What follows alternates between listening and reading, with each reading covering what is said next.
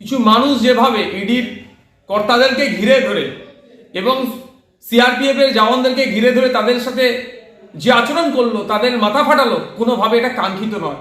এর জবাব দিতে হবে, বাংলার মানুষকেও দিতে হবে এবং দেশের আইন বিচার ব্যবস্থা আছে দিতে হবে। কাদের নেতৃত্ব হচ্ছে পঞ্চায়েত নির্বাচনে এই শওকত মোল্লা সাহেবরা, এই শাহজাহান সাহেবদের মতো লোকেদের কাছ থেকে যা যুক্ত হয়ে অস্ত্র শস্ত্র অবৈধ নিয়ে এসে ভাঙড় সহ যেখানে যেখানে সন্ত্রাস চালিয়েছে এর মূল হোতা হচ্ছে এরা। এদেরকে চিহ্নিত করা দরকার, এদের বিরুদ্ধে আইনত ব্যবস্থা গ্রহণ করা দরকার। অ্যাকচুয়ালি এদেরকে দিয়ে যত ওই অবৈধ ব্যবসা বাণিজ্য, অবৈধভাবে মানুষের উপরে আক্রমণ, ভোট লুট এদের দ্বারাই হয়। এরা শাসকের ছত্রছায় লালিত পালিত হয়। এই চুনোপুটিগুলো শাসকের ছত্রছায় থাকে বলে আজকের একটা বড় নিজেকে বড় বাহুবলী হিসেবে প্রমাণিত করার চেষ্টা করছে। এর জন্য রাজ্য সরকারকে দায়ভার নিতে হবে। রাজ্যের আইন শৃঙ্খলা কোথায়? আমাদের রাজ্যের আজকে মাথা হেঁট হয়ে যাচ্ছে। ধিক্কার জানাই।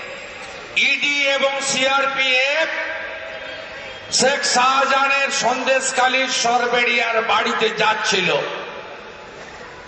তিনি আগে থেকে হয়তো খবর পেয়েছেন, মমতা পুলিশ হয়তো জানিয়ে দিয়েছে যে পালান আসছে, ইডি বাঁচাতে পারবে না দিদি, তাই পালান তাড়াতাড়ি। তাদের যেভাবে গাড়ি ভাঙা হয়েছে,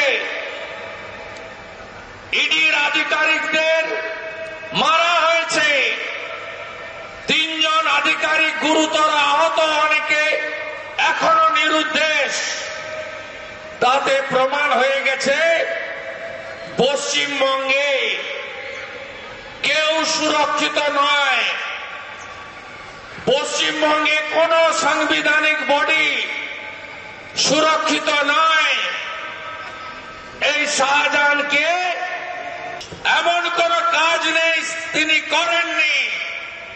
এই মাফিয়া ডন, যিনি ওই এলাকায় আগে সিপিএম করতেন, এই খুনি মাফিয়া হেরোইন পাচার করে বাংলাদেশে, অস্ত্র পাচার করে।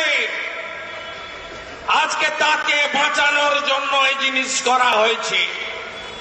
সিবিআই আসুক, ইডি আসুক, নিশ্চয়ই তারা তাদের মতো ইনভেস্টিগেশন করবেন, সেটা নিয়ে আমাদের কথা কিছু বলার নেই।